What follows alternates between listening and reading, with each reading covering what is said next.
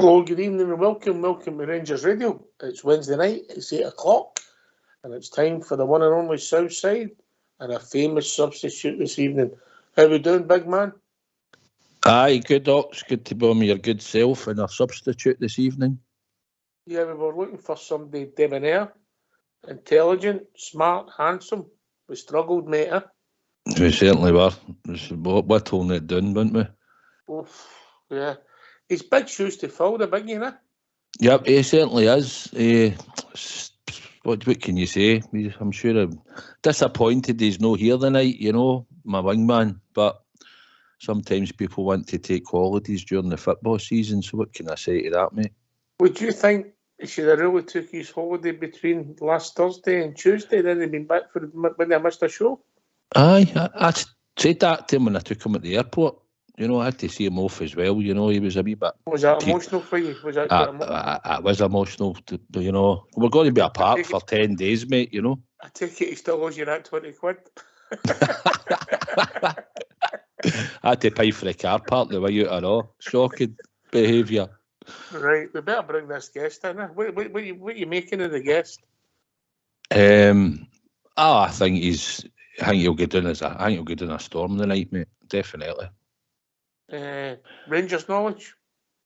He's got good Rangers knowledge, yes. Intelligence? Yeah, he can be intelligent. Dancing? Oh, great mover, definitely. Singing? It's been known, yes. It's been known for him to sing a song or two. Lady killer? Definitely.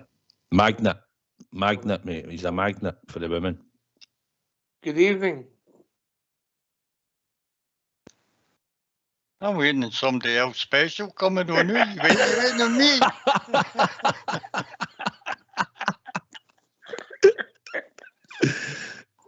I was expecting somebody really famous there. I'm saying, God, I'm sitting here in the background. An old Who record, the substitute. That's me. How you doing, Foxy boy? I'm doing fine, thank you very much. That's the best entrance you've ever had, isn't it? I wouldn't say that, mate.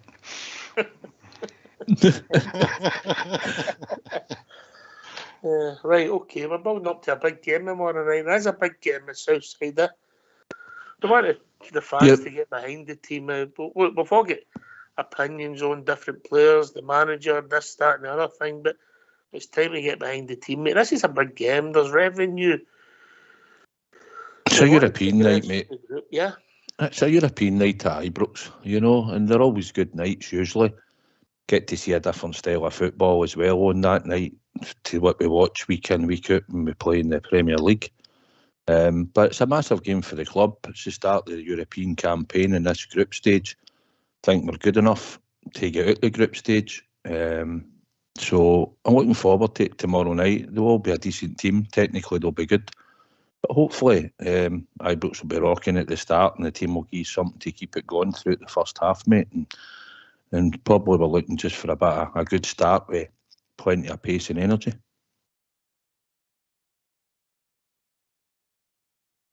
Fox? Look, I just enjoy the football, win, lose or draw. I don't get too upset and I don't go overboard when we win, mate. I think it's just going to be the usual good European experience, hoping desperately that we win. And that's the way I'll look at the game, mate. I don't get carried away. It's quite bizarre. We haven't got the greatest record against Spanish clubs, Southside. No, we don't.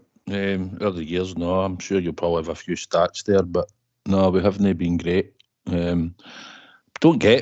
It's been a while since we don't draw Spanish sides that often, do we? Or the last number of years, we've not really that I can think of off the top of my head.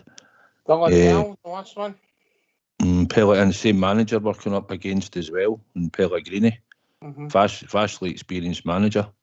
So he has been at a lot of clubs. Yeah. Aye. He was a player, knows a thing or two about the game.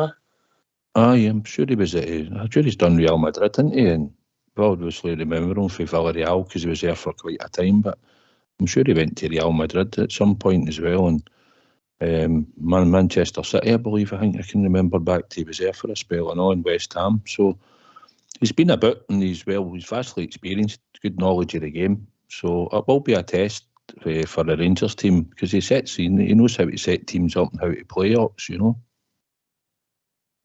Aye. Do you think that experience Europe on the side of the park counts a lot for you, Fox? Aye, it does, mate. You come back to the edge of saying Spanish teams, the only one I can remember is turning there I think it was Osasuna. Aye, obviously we they're knocked out Villarreal in Gerrard's first season. Because we got a 2 each draw there, and from memory I think it was 1 each. And Ibrox, if I remember right, but we've not got a great record. We started playing them 62-63 when you were just coming out of the army, Fox, and that was Seville. Salvation Army.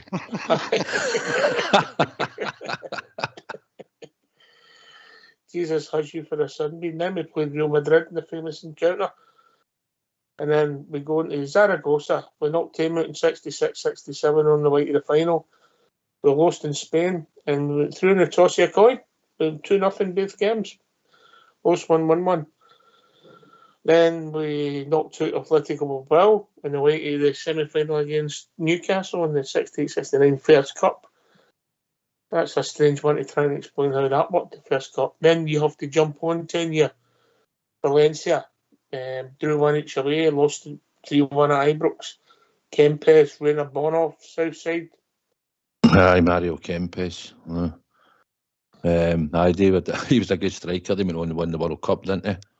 They'd already won it in 78, yeah. Aye, they won it with him in the team, Valencia. They were a good team at that time as well. And then he based himself on me years ago, that Kempes fella. Came here from Argentina to watch me playing up the Cowlairs. Can remember it well. Are you not talking about Mario Karts? Oh no, Mario Kempes. He had the same style of hair as me and all. I was going to say that, Fox. He would have in dress sense and that. He probably took a few tips off you as well, eh? Fabulous player. I don't think his collars were as big as yours, Fox. Well, it depends if you're talking about police collars or shirt collars. And then we jump forward to Osasuna, which we won at Ibrox and lost 2-0 away. Valencia again, that was a team in the Champions League 99. I think that was a Mendieta team. They were a fabulous side. Lost both games, 2-0 and 2-1. And then you're up to Villarreal and 1 each at Ibrox. 1 each away and 2 each at home. Osasuna, we lost away 1-0 and drew at Ibrox. What was it? Barcelona, 0 each at Ibrox and get beat 2-0 over there in 2007-2008. Seville, lost 1-0 and lost 4-1. So my record against the Spanish teams, then you're into Valencia, and we lost 3-0, drew 1 each. And Villarreal, 3-0 each at home, and a 2 each draw away. That was the last time we played a Spanish team. So my record, the 2 legs, isn't great, Southside, but this isn't the 2 legs, is it? No, it's the 1.5 game to get 3 points, isn't it? And that's what we've got to hope for. Spanish teams are always usually good technically in that, aren't they? I mean, even the teams that you've gave the results out of the past, we've had some good teams there and some good players, but we've never managed to get it out of the line in certain games. Mm-hmm. But it's another start again, and it's got to go and try and put a W at the end of the game tomorrow night, Ops. 3 points, Fox.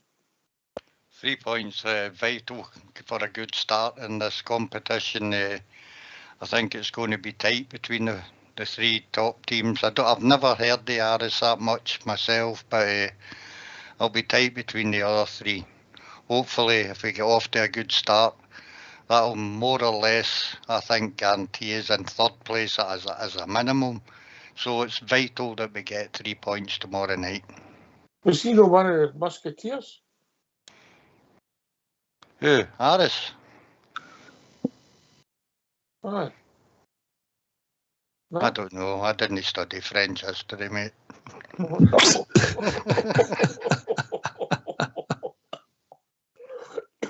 French kissing, aye, Southside.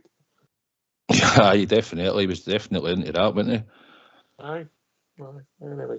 Right, I'll tell you what we'll do, because we've not discussed the team or that, or what we're saying. We'll hear the first back for your gaffer, Michael Beale. We'll have a discussion. Then we'll get the phone lines opened, yeah? Aye, mate, aye, definitely get some people on and hear what they've got to say. A big night tomorrow. Here. Let's hear for your gaffer, Michael Beale. Michael, first and foremost, can you bring us up to speed with the score? We didn't see Nico Raskin part of training today. Is he okay for the game tomorrow? No, Nico's out until after the international break with a calf problem. Took a kick in the game, and afterwards the kick is given him a problem in his muscle. So him, Todd, and Danilo are the three that are missing. How much does that disrupt your planning for this game? Does it cause you to rethink how you might approach it? No, because the reason Cifuentes never played at the weekend was he didn't arrive back until the Friday morning from South America and had played at altitude, so he's ready to go. Ryan Jack's there as well, so it doesn't change in terms of us having options in midfield. Obviously, Nico's been playing and was probably one of our stronger performers at the weekend. So in that sense, we're losing a good player, but we've got a good one coming in. You mentioned Danilo. He posted on his social media he's had the surgery on his cheek. How is he, and when do you expect to see him back? I see him yesterday. He still looks sore, if I'm honest. He's obviously had successful surgery on the areas. It's not just one area, the areas impacted. I think he'll be back in non-contact training around the back end of the international window. So ideally, he would be back the first week after the October internationals, but it might be a couple of weeks after that. We'll just have to see. He's got another consultancy appointment in 2 weeks. Can I ask you about expectation for the Europa League? What is it fair for Rangers fans to expect from your team in this competition? We have a lot of mumble moaning about what teams can do in the Champions League, but in the Europa League? One game at a time. We need to get out of the group and get to knockout phases, and then we'll see as we go. As I say, one game at a time. And it's a good group that we're in. Two teams that won their championship last year. Obviously, Real Betis was 6th in La Liga and they won their group last year with Roma unbeaten. Obviously, Roma went to the final, so they've showed their pedigree in the competition. I think they've recruited well in the summer. So, listen, it's a competitive group, but we're expected to get out of it. Similar type of question, that expectation, you would see Rangers as being more than capable of getting out of this group? I think we should be looking to get out of this group, yeah. In terms of how you approach Europe and the importance that Europe has for you this season in particular, how would you assess that? Well, the same as always. There's a financial element, but there's a competition element as well, and you're playing against teams with different styles that are obviously successful in their domestic league, and I think that challenge helps you domestically because obviously the level is high and your team have to get exposed to things, and hopefully it raises the level of your team and players. As a club, we have a huge tradition in Europe and the European nights, and it's important that we have a good season this year in Europe. In terms of playing a team that's, again, from Seville, that brings back maybe nice memories in terms of that amazing run to get there. Is that where the bar is set still for Rangers, that in this competition the final is a possibility? Well, listen, let's get out of the group first. Kettle Creamy, a manager with good pedigree, looking forward to testing yourself against him? Yeah, for sure. Listen, he's a lot older than myself. He's a lot more experienced. He's worked at some of the biggest clubs in the world. He's at a very big club now, and they're a good team. As I say, last year they went away to Roma and won. They drew at home. They won that group unbeaten. So the year before, they were knocked out of the Europa League by the eventual winners as well. So they're a good side, and we'll have to be at our best. In the 2 home games so far, we've scored 4 goals against Servette and PSV that we've played in Europe this season. In both games, we felt we could have scored more. So it's important that we take the game to Betis as much as we can and try and create them problems. We had a heavy defeat at the weekend, albeit a very good Barcelona side. Is there anything you can take from that game? There's a lot of changes in their team, so I don't know why that was in terms of injuries or just rotation after the international break. So there's not too much. I take a lot more from the game against Villarreal and the game against Atletico Madrid in the weeks previous, where they put in strong performances. It's been a tough start to the season for a lot of Scottish clubs in Europe this season. How much additional pressure do you think there is on Rangers to deliver some European success when you think, as you said, you are expecting to get out of the group when other teams might not be in that same position? Well, we're not doing it for Scotland, we're doing it for Rangers. It's important we do it for our clubs. I follow the other clubs keenly in Europe. I want them to do well, but my focus is Rangers. So I think what you see at times is the speed of the game is a little bit faster. The refs let the game roll a little bit more in terms of the ball. There's less set plays, if you like. The ball in plays a little bit more, and the clubs that can spend have got supreme athletes, and at times it's a different game to the domestic game physically. So this part of the season now, with the group games coming in, you need your squad, you need to prepare well against difficult opponents, different styles, and you need to recover well to go back into the domestic games at the weekend. There's no room there's very small room to manoeuvre in terms of we want to win every game.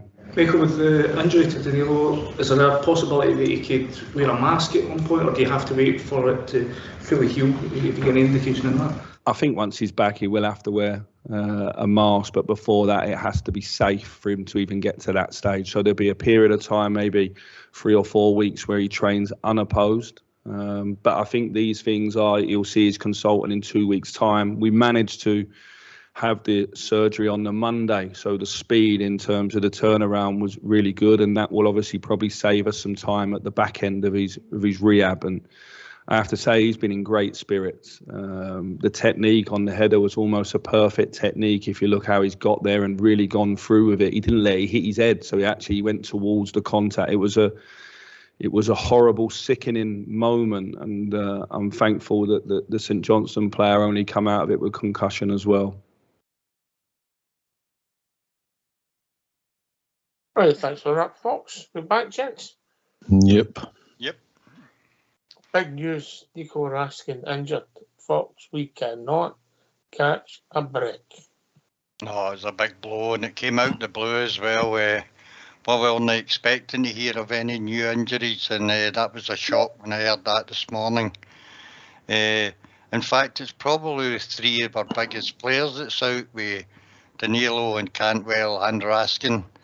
But on the other side of the coin, none of them have set the team alight this season, as far as I'm concerned. Danilo has not really started in any games. Todd Cantwell's not been up to the mark he was last year. And Nicholas Raskin, for me, has had a kind of in and out start to the season. He was good on Saturday against St Johnstone, and that must be where he picked a knock-up, but never noticed it during the game, so he'll be missed, mate. He'll be missed. Yeah. You're with us there, Southside. You're on mute, mate. Come in with your thoughts. Aye, similarly what Fox said. Cantwell hasn't really done much. I mean, the whole team haven't really started, to be honest. We couldn't really pick many good players and say they've had good games. But it's a blow, because we were hoping that Raskin would have been in the team tomorrow night. But we'll have to go without him. I don't know if he'll play Cifuentes in the middle of the park in his position, or whether he'll change it. Obviously, Danilo, a bit like Fox, not really had much chance, but I thought in the last 2 games that he played and come on, and the one he started, he looked a bit sharper. Obviously got the goal, but was unfortunate to take the injury.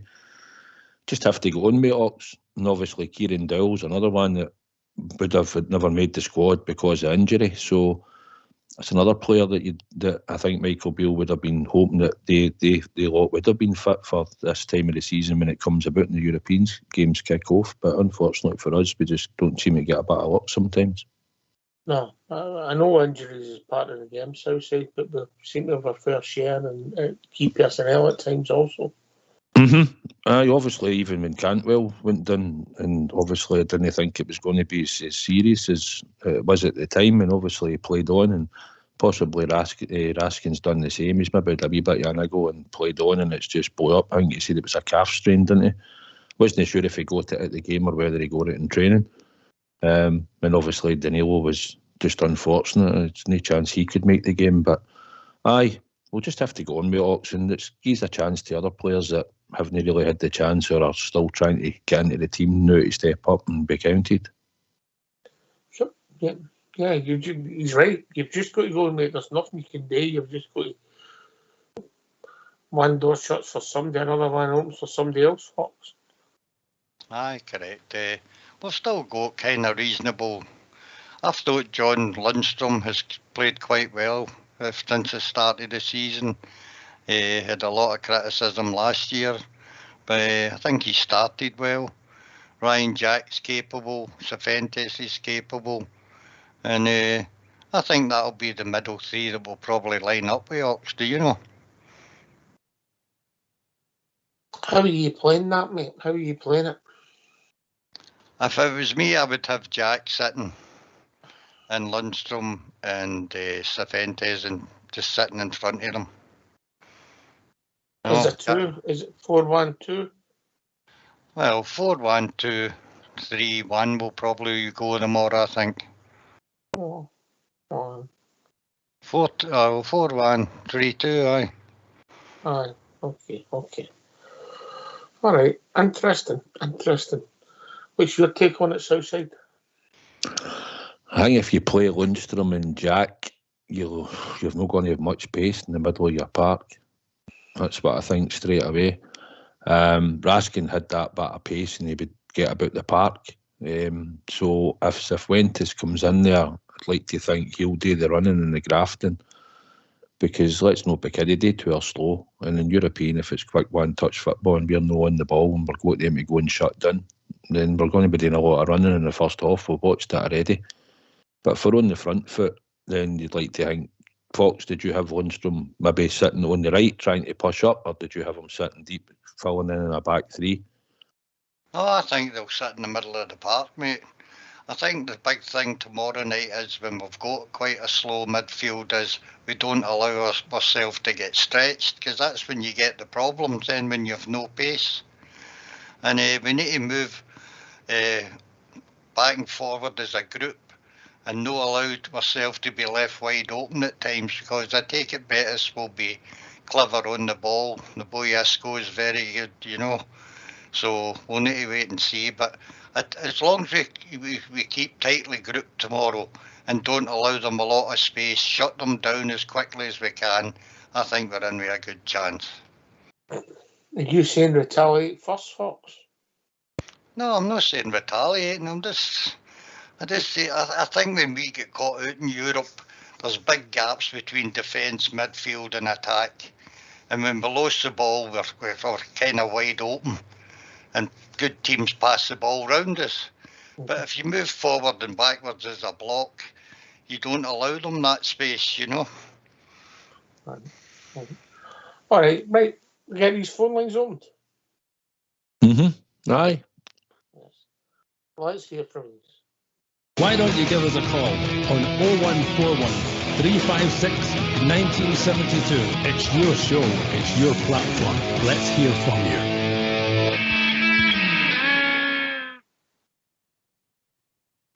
Yeah, interesting. Raskin, never seen that coming at all. Southside, didn't see it, didn't feel any vibes, and bang it there. Oh, we can't catch a break. This shows you I think it was the reporters were watching training, that's how they brought it up, didn't it, when he wasn't there. Aye, it's a blow, but like we say, we've got players that we know can go in there and play in that position, so you just need to go on with it and get in and try and establish ourselves in the team and fight for the jersey. Yes. You two fine gentlemen think Cervantes will start, Fox? Yes, I do. Outside? Aye, I do expect him to start as well.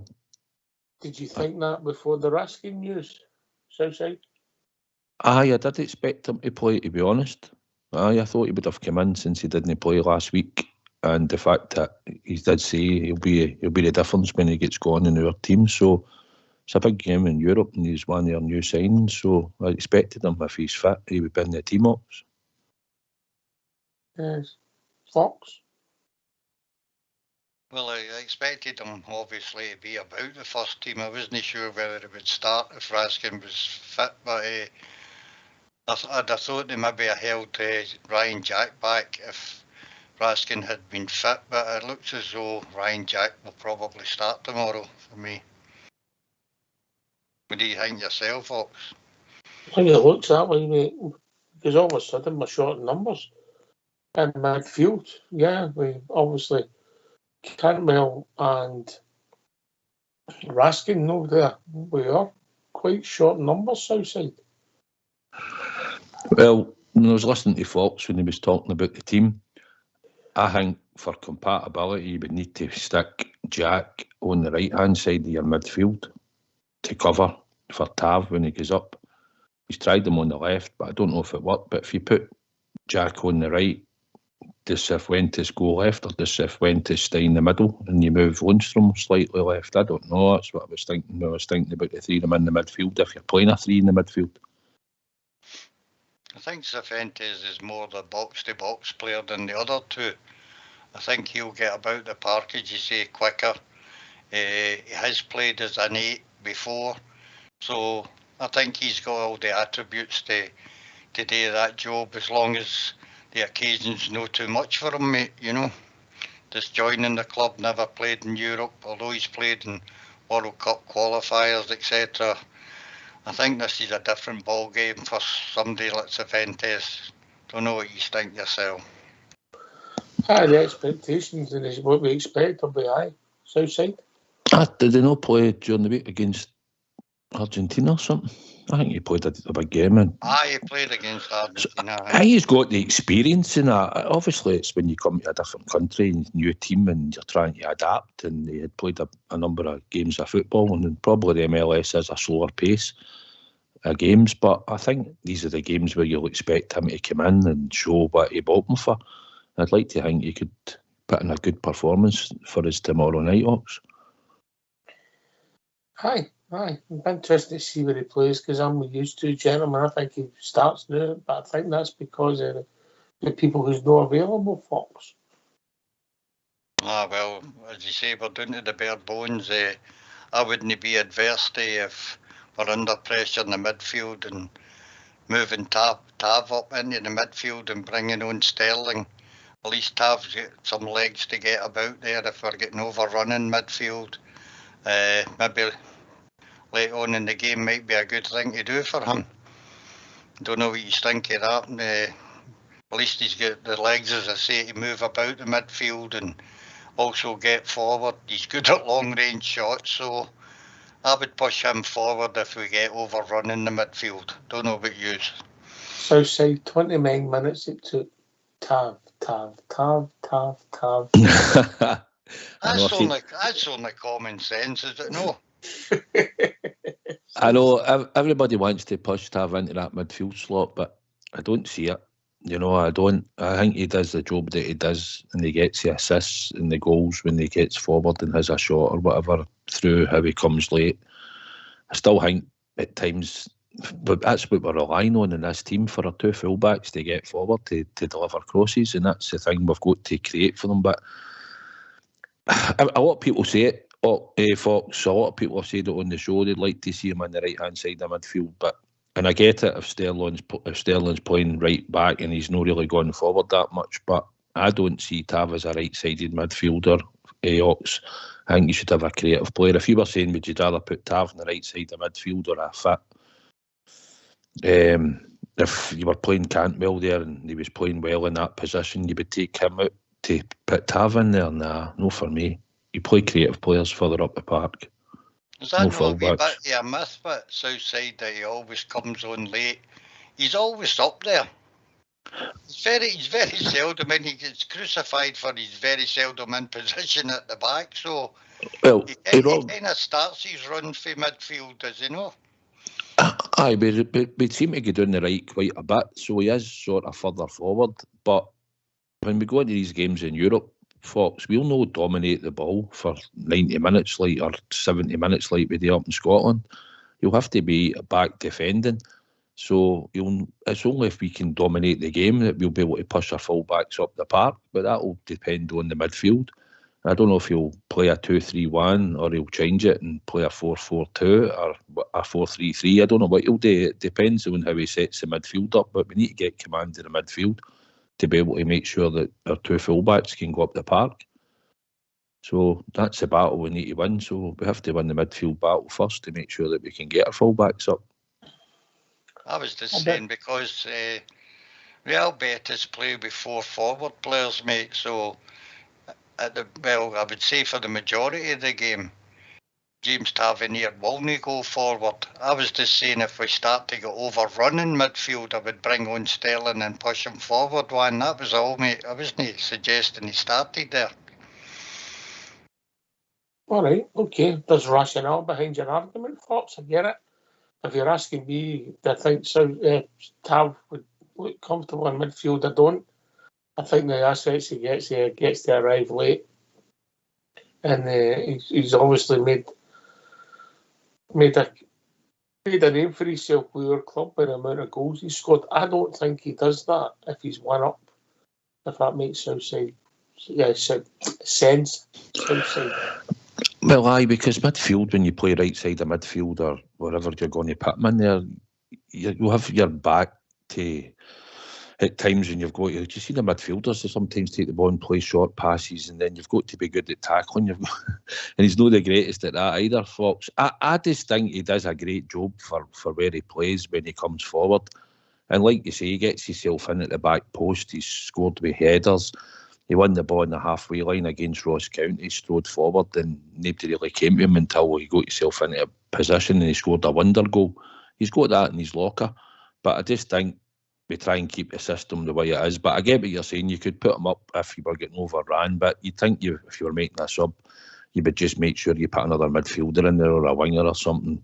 You know, I don't know. I don't think it's a bit radical to stick a right back on and move Tav up just because you're getting overran in the midfield. But I see your logic in it, but I don't agree with it. We haven't got a great deal of choice of midfielders. With the midfielders we've got out, you know, we've got Dowell out as well, as Raskin and Cantwell, mate. So the other boy that will probably be on the bench is young Liam King, who for me is a defensive midfielder. If we're stuck in the middle, you could also bring him on, you know. I think him and young Baylor Rice will both be on the bench tomorrow, Fox. Aye, good chance of it. Southside, didn't you come about Leon King? Aye, he said the experience and the exposure of European football. He's just not had any game time, really. I think he'll definitely make the bench, but I'd like to think that we'll be on the front foot tomorrow night, and if we can hit them with a bit of pace and a bit of passion at the start and try and get off to a good start, then we could cause them more problems than what we expect them to cause us. I don't know how good they are, to be honest. I've not really watched them, but like we say, they will be a technically good team and they'll probably have pace in their team. Heard Michael Beale talking them up about what they've done in that in Europe. Well, we went to a European final there, but if you look at the state he is now, we're not as good as we were when we went to that final at the moment. So I don't know how good Real Betis will be, but it'll be a hard game. I definitely believe it'll be a hard game because of our form at the moment's been patchy. So we're just looking for us to come out and be on the front foot, Ox, and hopefully we'll not give up too much possession and we'll be the team that will be trying to dominate the play. Well, Betis have also had injury problems, mate, but unfortunately for us, it looks as though 3 or 4 of them have recovered. I think their captain, Gardio or something, I think his name is, got injured against and during the 5-0 drubbing at the weekend. William Carvello, the defensive midfielder, has also been spoken as being back.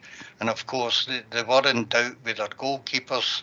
It looked as though it would be two young guys that were going to be on the bench for him. But Claudio Bravo, the 40-year-old experienced keeper, is supposed to have made a recovery and will probably start against us tomorrow night. Bravo. Aye, interesting. Do you think they would have rested people at the weekend? I definitely thought that when I seen the results outside. They probably did. Who was it? We're playing Barcelona. Aye. I never seen it. I heard the score. They probably would have rested players, but same as we probably thought the same when we rested Cifuentes and that to bring them in. Ryan Jack, you know, we done it ourselves. So, but aye, it's who's fit and available, and obviously we've got a squad, but these four that we've talked about, although Cairndale wasn't mentioned in it, but we're looking for these sort of players to be fit and available. That's what we're looking for, because we signed them at the start of the season to get them in the team.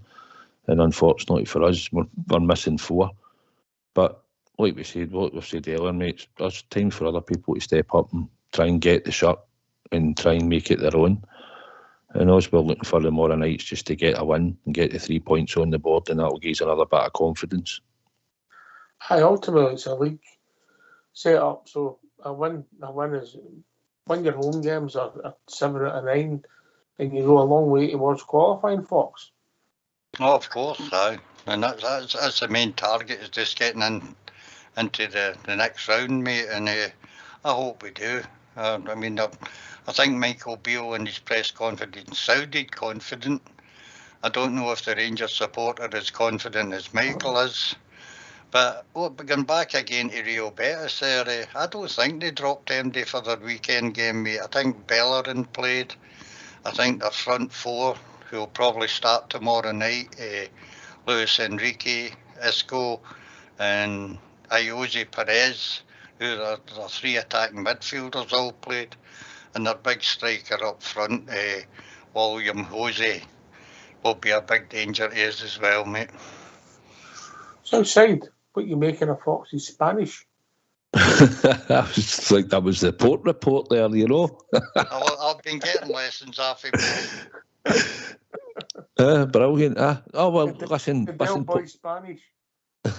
Listen, you've certainly nailed that, Fox. If they all played the one at the weekend, you know, and you can see the quality of their team, you know, so some good players in there. But listen, we're at home. It's a European game, and listen, over the years we've beat big teams at Ibrox. Our form's patchy. We've got a new squad, and we've just got to go with that bit of confidence that we're at home, and hopefully on the night we'll get a bit of luck, because you need that in these types of nights as well, Ox. Probably, and as well, a referee's an important guy, wherever he's going to be coming for, because I've seen some of the displays in Europe for some referees. So you hope you get a decent referee as well on the night, and that all goes towards you trying to get that win. Yeah, sometimes the referees can be a wee bit bizarre, and sometimes VAR can be bizarre as well, as we've seen, if you remember, for the Fredel one against Dortmund. I'll stick along in the memory, Southside. Aye, definitely.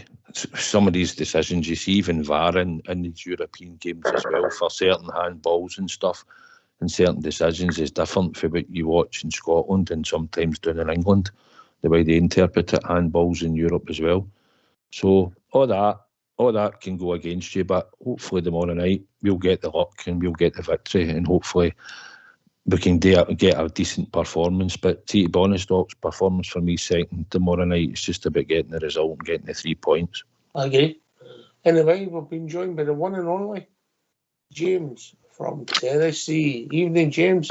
Good evening, Hogster. How are you? Good, mate. Right, and Southside, how are you? I am good, James. How was yourself? Good, yeah. What about Fox? Howdy, James.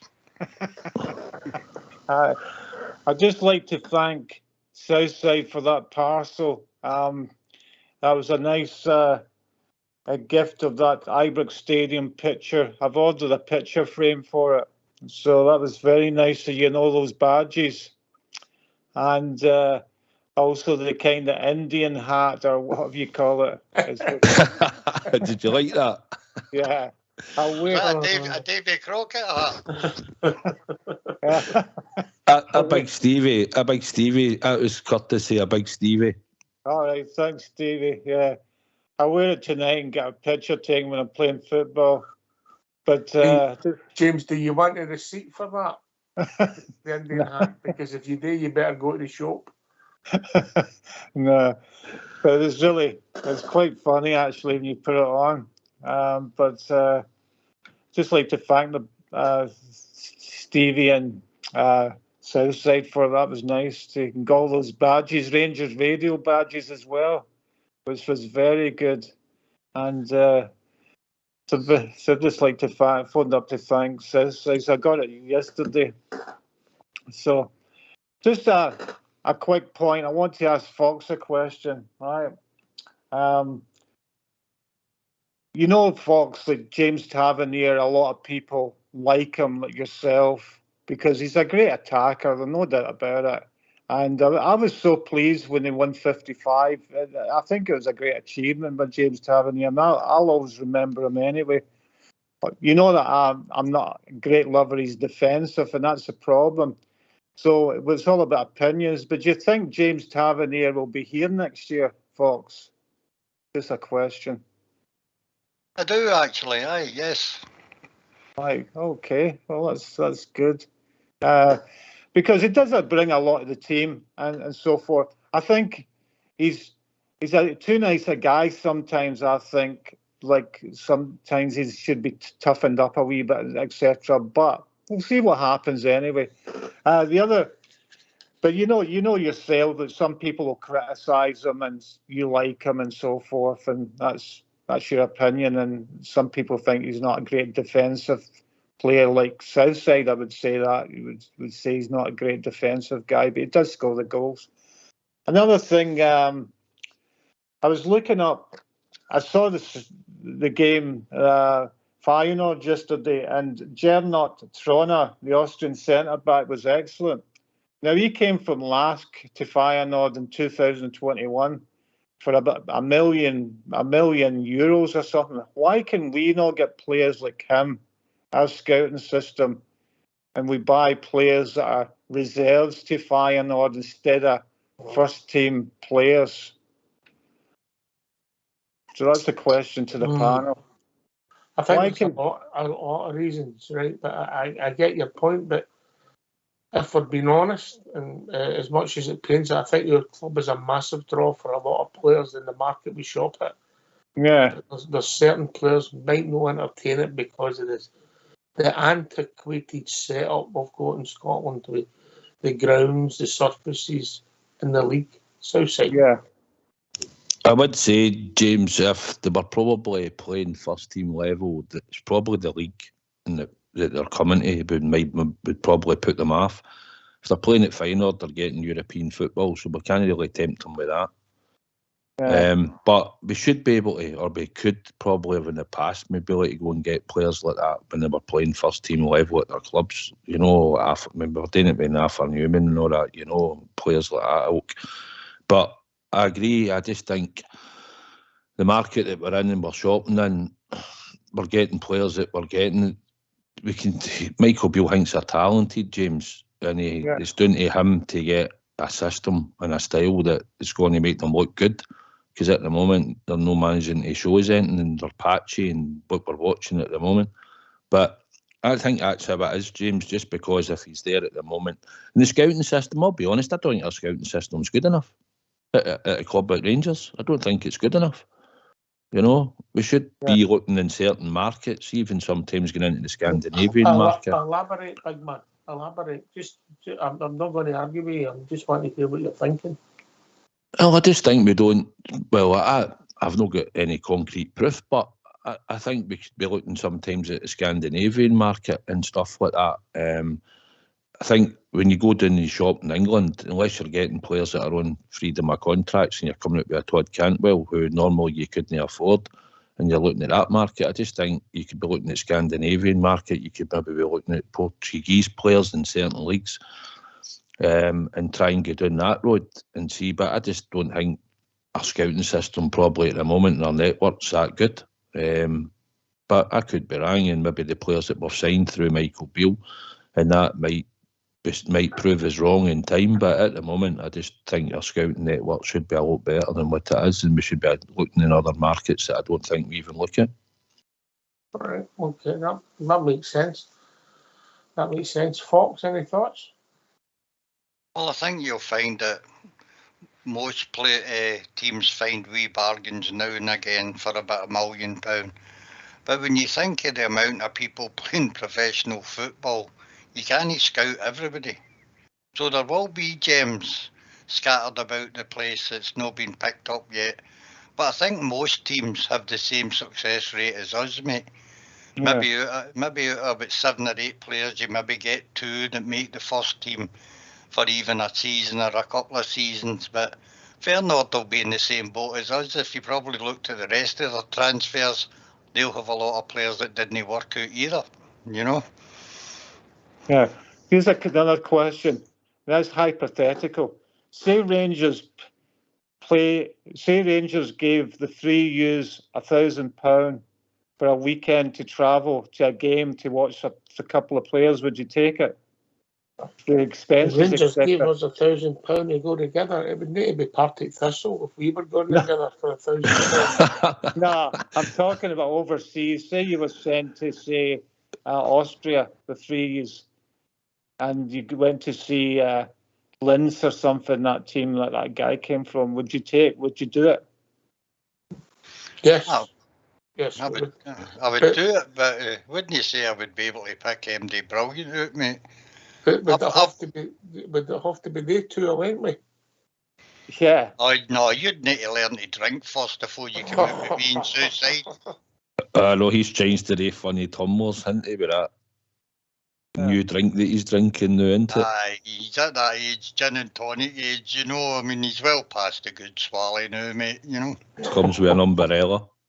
Yeah, but why can't you use that for Newman? I've said that before, and Nacho Novo, it's in America just now, and use all the ex-players or even guys like yourself, or give you some money and to go and look at players and find the gems, or supporters all over the world who can find good players. I don't know why they don't do that. It's because there is some good players out there.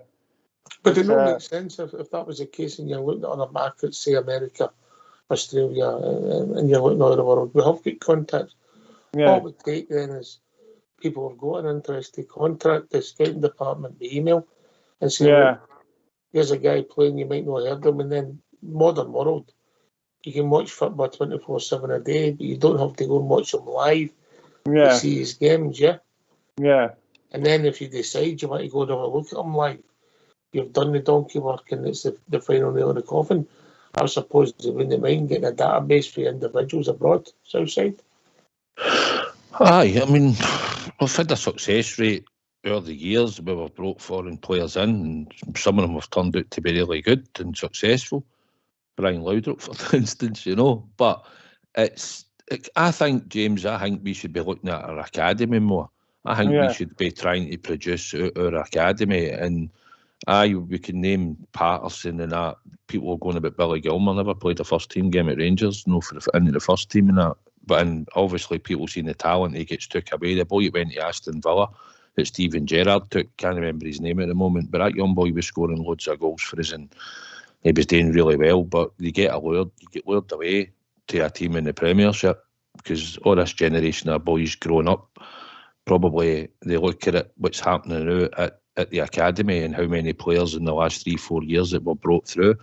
So then we decide that what we're talking about, we go and buy players for abroad, and even if they're 21, 19, 20, 21, 22, they've probably had more experience than what we've gave our boys at 21, 22 at the academy, because they can't get regular first team football. So somebody like Lowry probably would have had a lot more first team football games if he'd been at a lesser club. But when you play in this league and in a 2-team league where you've got to win and the pressure's on all the time, that's the hardest thing, unless you're bringing a Barry Ferguson through, something like that, who Advocate took a gamble on and managed to. The boy had talent, but it's trying to get that talent. But when you've got an academy, let's be honest, we should be trying to get a boy through at least one into that first team every 2 or 3 years at least, surely. Yeah.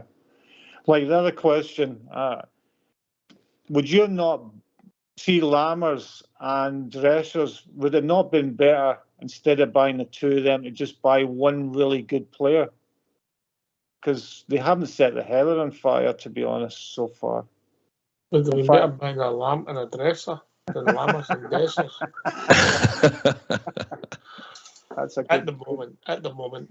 I think it's too early to judge any of the players that came in the summer, to be honest with you. Going back to the youth system, mate. It's very, very hard to bring through good young boys. We've got one at the minute, is Alec Lowry, right? Yeah. And well, for what I'm hearing, he's got an attitude problem, thinks he's Billy Big Boys and all that, you know. And this is what goes wrong with youth, mate. They're no committed as well as other people who really want the job. For me, I think the fame gets to a lot of these young boys, and they don't make it to the full professional level because they don't put enough work into it. That's my opinion. Yeah, that's and right. you speak from experience, folks, that fame can be a curse. No, but I mean, I've played football and I've seen some really, really talented football players who, for different reasons, never made it, mate. And a lot of it's to do with attitude and think they've already made it when they've signed for somebody, and then they just drift into obscurity. It's people with big walls to make it, mate. People that sacrifice everything to get to play professional football. And I hate when people go on about players that play in our league for St Johnstone and all that, and they run them down the earth there no worse. If anybody had any idea how hard it is to even get to play for St Johnstone, then you would understand, you know. Well, I'm playing tonight, right? I play with my two sons, right? And sometimes it's only my sons that'll pass me the ball because I'm too slow up there. I play up top.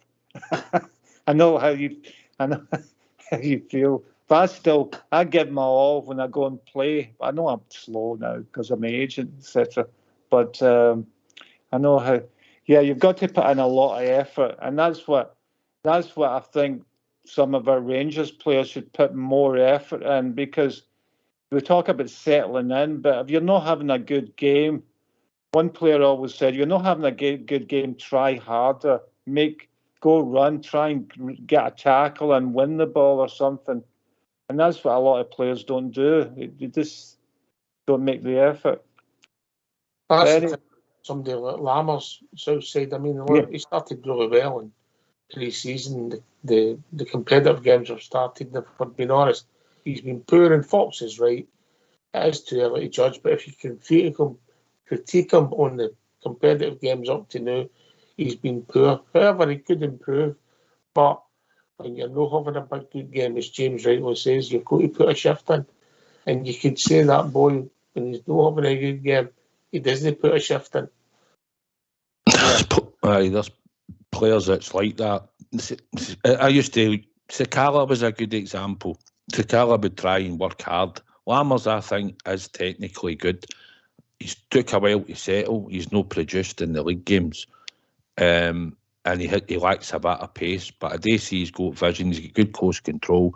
He can shoot with both feet. We've not actually seen that yet, apart from getting in the box against Livingston and in the pre-season games. Ox, as you said, him and Butland probably looked all right in the pre-season games. But since the league form started, he's been non-existent. I think he'll stick with him. I don't know if he'll start. I don't think he'll start tomorrow night, but I think he'll stick with him because he's got a chance to go in and play that position, because we can't well be out injured at the moment. But he's got to produce. He could play tomorrow night because you might think you'll get a bit more time and space depending on how he's shaping the team up, Ox, as well. But we were looking for him to kick on and I thought he'd be flying by now since what we've seen at the start of pre-season. But at the moment, he's looked a shadow of that player. But the whole team has looked disjointed at times, so that could be an issue as well, how he's looked pretty poor. But, that could be a factor in it, Ox. On you go, James. I was going to say, in any team nowadays, you need athletic players. You need people that get the ball and run with the ball. And sometimes too many square passes, we give teams times to set up. We've got to be 1, 2, 3 goal, like Bayern Munich. Okay, we'll not get players like that, but we've got to be faster, get faster players. And Lammers needs to move himself faster, like be more, instead of getting the ball, take on someone and so forth. You lose it, get it back. He's just playing it safe all the time. You know what I mean? and they've got to make a greater effort and be athletic. John Lundstrom getting the ball running at people instead of just square passes. We give them too much time to set up, and then we've got a block. You know what I mean? But could it be simple, James, as confidence for some players at the moment? Yeah, it could be, but I think you've got to be confident in your own ability. I was always a confident person, although other people might not think so. I'm very shy. No, you're not. You say that, but you're not. But if you're confident, you come away with some good jokes. Very good. And your station very, very well is an excellent station because you're not charging people for. Remember, I asked you years ago, you're going to charge? You said no. And that's good that you can come on the show and give your opinion and so forth. So that's good. You don't have to pay £1 a week or something like that because it's all free. And so it's good that you can come on the show and give your opinion. Anyone can do that. But anyway, I'll go now. But thanks very much, Southside, for the gift and all that. Can I just say, James, Albert also donated into their parcel. He donated a badge as well for you. Oh, Albert, yeah, I sat at his table. Very interesting person. Great knowledge of football. He is. He's a character, Albert. Certainly is. Yeah, and so is Stevie for the drum. Are you having the same party next year, the meal? I don't think I'll be able to make it, but I'm going to ask you. He's going to do it again coming up. Well, we'll have to tie up with your calendar because you made it twice for Tennessee, and some people have made it for Govan, Southside. Aye, for Govan, take Govan. Well, it may be a few years because I've been going to Mexico recently. So. Well, there you go, James. You've got a unique platform to come on to. You don't have to pay a penny. Everything's free, and we even send you gifts. I know, that's good. That was nice of you. That was a surprise, but I think the fridge magnets are finished. I think that's. Did you ever get one, Fox? By the way, a fridge magnet. You know, got a fridge.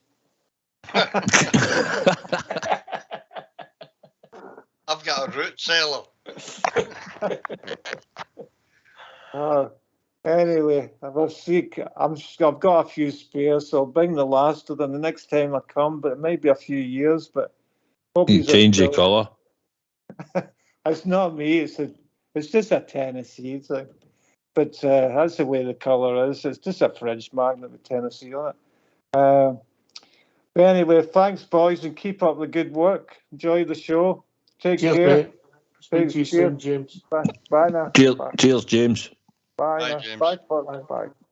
Right, lads, we're just at the time of the evening. Get yourself in mute because we're going to have a tune. Today, forever and for always, we are Rangers through and through.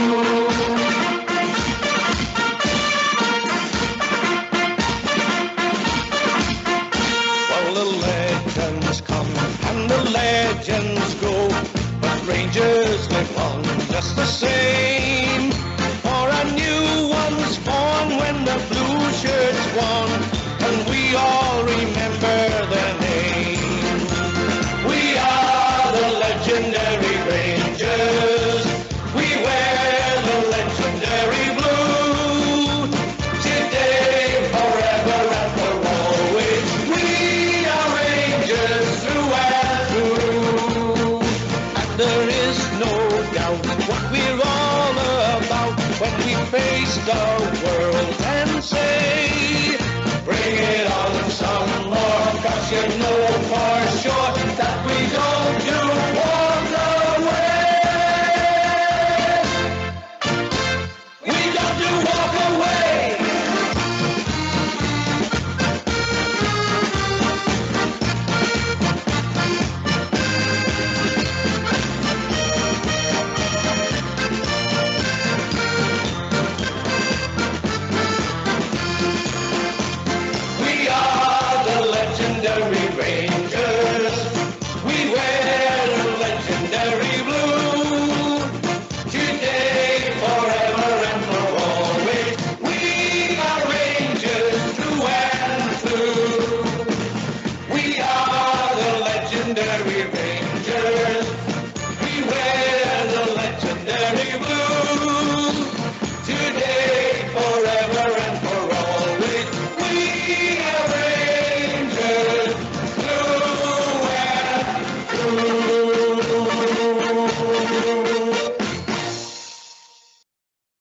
give us a call on 0141 356 1972. It's your show, it's your platform. Let's hear from you.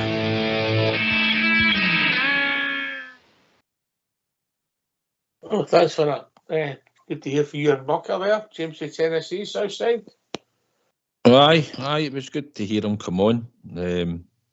Took about 9 days there to get to him, so I'm glad he received it. Yeah. Well, that shoplifting was worthwhile then. How do you think a big man's on community service? He's not allowed on because he's on a tag.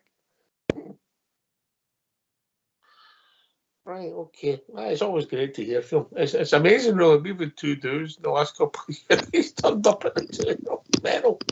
It's brilliant, but... Medal. Right, okay, we're going to hear the second part of Michael Beale's interview. If you don't mind, lads, get yourself unmuted. Come and join us, 0141 356 1972. We've got the legend in the night, the legend. Southside and Fox is also with us. All right, get yourself to mute and we're here for Michael Beale. It's frustrating for Danilo especially because you're looking for one of your strikers to ignite, and that looked like it was going to be his moment.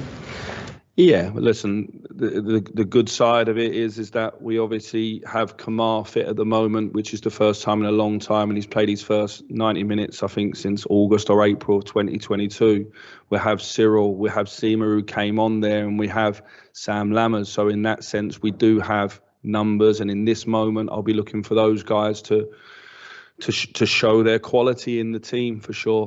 What did that result of the weekend do for the group of players? Have you seen that reaction in the training this week? Yeah, the training's always been upbeat. Listen, when you lose a couple of games, certainly here at Rangers, it's not something that happens a lot, that you lose back to back, and they were 2 big games. So the international break in between wasn't ideal because there was a lot of time to stew on it, and obviously 7 or 8 players was away. So at the weekend, we decided to go with the majority of the players that were here and had a chance to work. And I thought it was very similar to the Ross County game. It was a comfortable 2-0. We didn't give up any chances on our goal. And if you wanted to be critical at times in the final third, we could have been a bit more ruthless and scored more. I think we had the chances for sure. We're into that hectic period of midweeks, weekend games. How important will your whole squad be going into this run of fixtures? Yeah, definitely. So, the injuries to the 3 that we mentioned, Danilo, Todd Cantwell and Nico Raskin, they're 3 important players, so it's not ideal. It's a bit of good news around Kieran Dowers. We hope he'll be back after the Livingston game into the game with Aberdeen. So we get another number back there, but we still had 20 senior players today. We've obviously got 1 or 2 of the academy players we've got eyes on. We've got a real bright future. In Zach Lovelace, Bailey Rice, for example. So this might be an opportunity for them in the domestic games to step up as well. With regards to Todd, Michael, is he another one that's close, after international break with his timescale? Yeah, I would say that he's post-international break. I think it'd be touch and go to make it for the last game, but I would say that's unlikely as I'm sat here today. He's much more likely to make the Hibs game after the international break. Michael, this gives Cifuentes the chance maybe to bed in with a few games under his belt if Nico was going to be out for that amount of time. And how do you feel Cifuentes has done so far? Well, I think he came in very late. I thought in his first couple of games he did some really good things.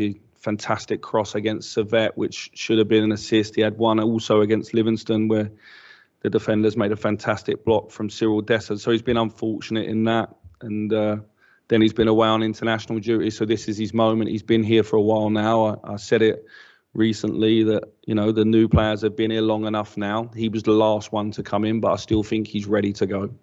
In terms of the confidence and development of this group, what would it do to almost like a statement victory against La Liga opposition?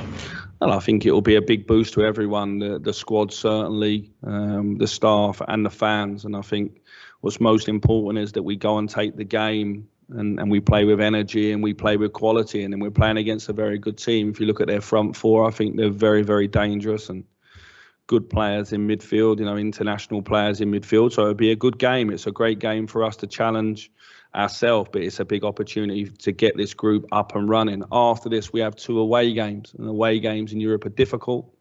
So looking at the level of this group, I think this is going to go to the 5th and 6th game for everybody until it gets until it gets concluded who's where.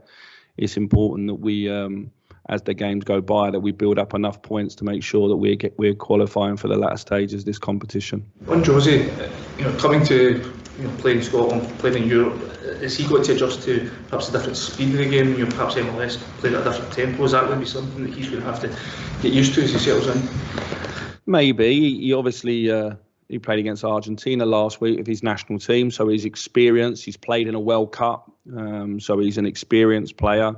I think the domestic games are a little bit more different than the European games for him. So let's see. I think he's clearly a talented player, and the more he plays for us, I'm sure everybody be more aware of that. But he's a player that we brought in with high hopes for, and so this gives him an opportunity to have a run in the team now. Much are you looking forward to these big European nights, especially in this competition? There were some incredible nights at Ibrox, and are you hoping for the same kind of thing, which can maybe get that energy and momentum that you're alluding to there? Yeah, well, listen, the core of this team, the ones that have been around for the last 3 or 4 years, have really re-established the club in Europe from, a few years of not being in the competition. And there's been some big nights home and away. And I think this year we're going to have to show that again, make up a little bit for last year, even for the qualifying, the performance away at PSV that hurt us. And it's important that across these 6 group games we show a different face and we get enough points to get out of the group. And then, as we say, we'll take each game as it comes. We're not looking past, as I say, 2 champions in this group and a team that was 6 in La Liga that won their group last year. So we know it's a competitive group, but we're looking forward to it for sure.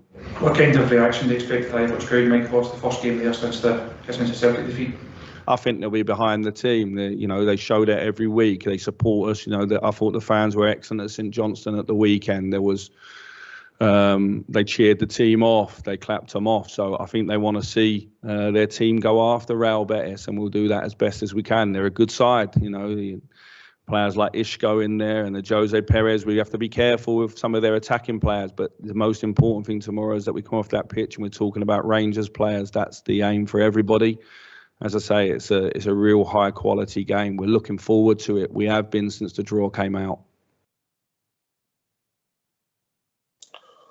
Right. Am I picking up a different tone to the manager? He's a wee bit more reserved. Box? It depends on the questions he's asked for me. You're very quiet, mate. I'll shout then. Is that better? Yeah, on you go. Carry on. I just think it depends on the questions the man's asked. I think he's a positive person at heart. I've no doubt that some of the the criticism that he's taken has got to him. And quite a lot of people were saying before the interview today that he gives away too much in his press conference, so he's maybe been a wee bit more reserved in this press conference. Southside. I think he's toned it down a wee bit in his press conferences and no went into too much detail. I think he's more answering what he's asked and then sort of finishes and doesn't really elaborate much more. I think that's maybe a difference I've noticed in the last few weeks. But like you say, you can only answer what question he's asked and how he answers it, and he's not really been elaborating much more for what you've noticed, I think, Ox. All right. Now we've had the full press conference. Before I just asked if people want to come and join us, 0141 356 1972. Give us your thoughts, give us your team, give us your hopes for tomorrow night. And the man that's going to give you his team first, Southside. Is he? Aye. All right. All right, thanks for that. No problem. I haven't really gave it in much thought, actually, but I'll go. I'll be Butland, Tav, Golson, Ben Davis, Borna.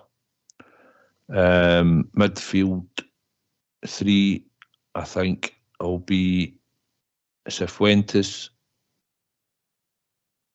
Jack, and I think it will be Lundstrom.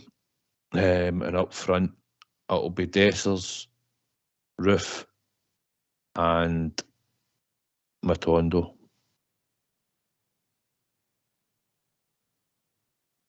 Fox? I would go with Butland in goal. Tav, Goldson. I would bring back John Suter because I think Betis have got a big, strong centre forward who's good in the air, and I think we're going to need that tomorrow night, somebody to challenge him. And I would have Borna Barisic on the left. I would have Ryan Jack sitting, Cervantes and Lundstrom. And then I would have Lawrence, Roof and Seamer.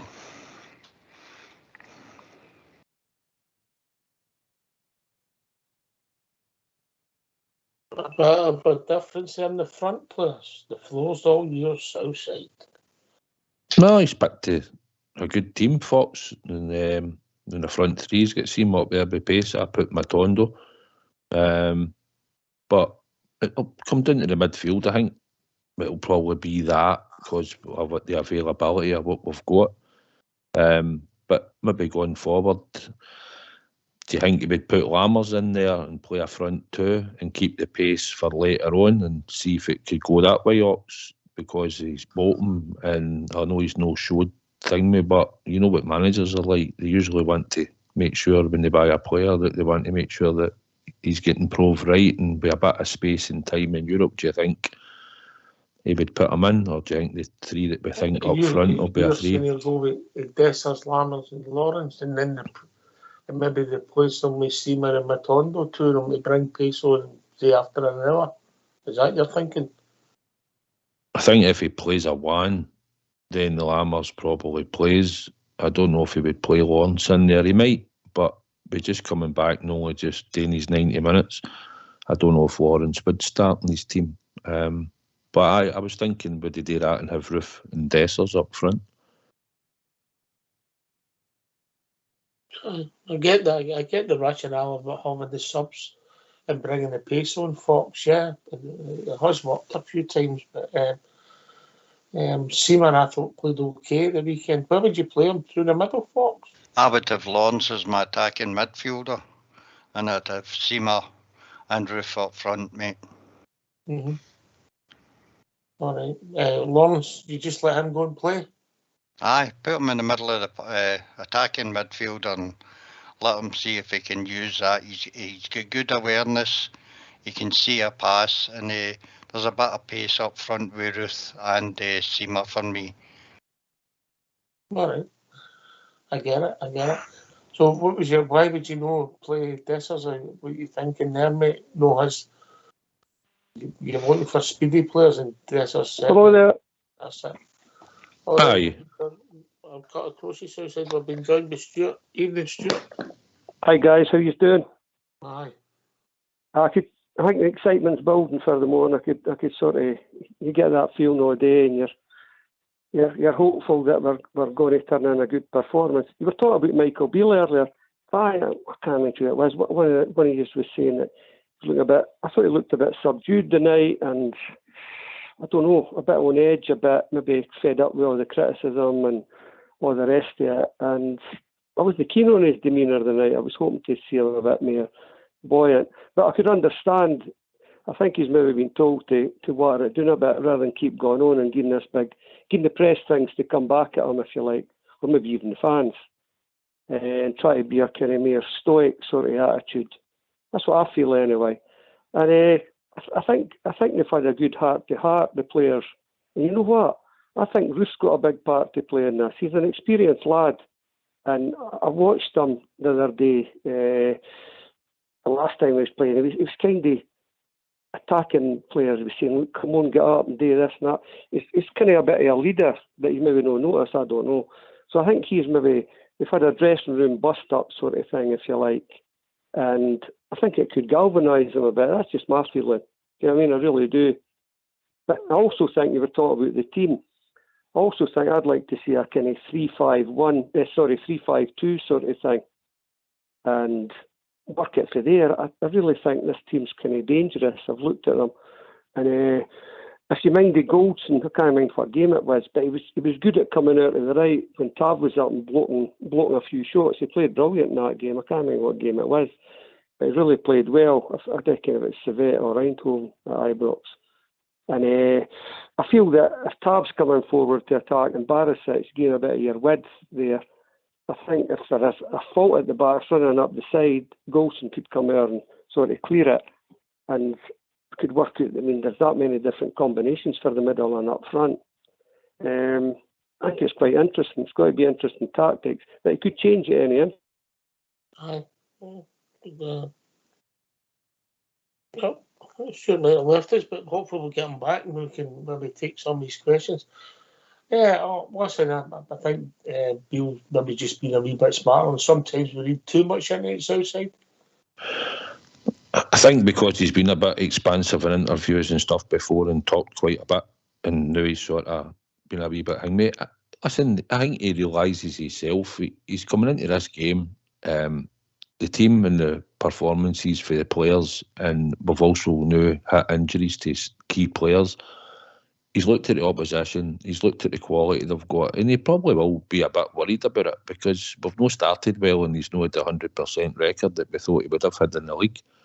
And there is pressure being a European game, and he knows that. But listen, I just think he is where he is. He just seems to have changed slightly in his pressers, as we've noticed. But it depends on what they ask him, Ox, and how he explains it. But I don't think he's been too expansive after he answers the question now. I think he's answering it, and that's it. He's quite thorough on it now, and just sort of puts a full stop at the end of it. A full stop. It's a great invention, Fox, isn't it? I'll tell you what with Michael Beale. I think he tried to be friendly with the press, mate. Try and be decent with them. And they've attacked him in the papers, every single one of them, and I think the boy's just sick of it. It doesn't matter what you do in this country, mate, with the hacks up here. If you're a Rangers manager, they're going to put pressure on you every time. Steven Gerrard was the same. He was very open with him, and then he started to get guarded later on as well, because the press up here, as we all know, well, that's why their industry's dying, you know. Keith Jackson and people like him who have never had an exclusive in their lives, who just put things in the paper for controversial reasons with no fact behind it, and it scunners me, and I've stopped reading the newspapers like everybody else years ago. Even as Daily Sport, Fox? Well, I don't read that, I only look at the pictures, mate. Can you do the Sudoku? No, I don't know, I've even heard of that. What's that? Sports Idea 352. Can you see him changing his shape tomorrow night in such a big game, Southside? No, but I think 5 in the midfield, I think, is what we need today in certain games in Europe, because you need to win the midfield battle and you cannot be leaving gaps and spaces. And then you can spring players, but we don't play that system. We don't play it regular enough at home. We wouldn't play it in the Scottish League. So in the league that we play in, it's all about going forward. And that's sometimes what you've got to adjust the system and the players too, Ox, when we go into Europe, where sometimes we have to do a bit of defending and we don't get tested enough in Scotland to what we'll be tested tomorrow night or any other teams that we play in Europe. So it's about a style of football tomorrow night and a system that hopefully the players will be able to carry out at the time of asking, because it's not something that we're used to playing week in, week out in the Scottish League. Mm-hmm. Tom Lawrence starts for Beatties, yeah?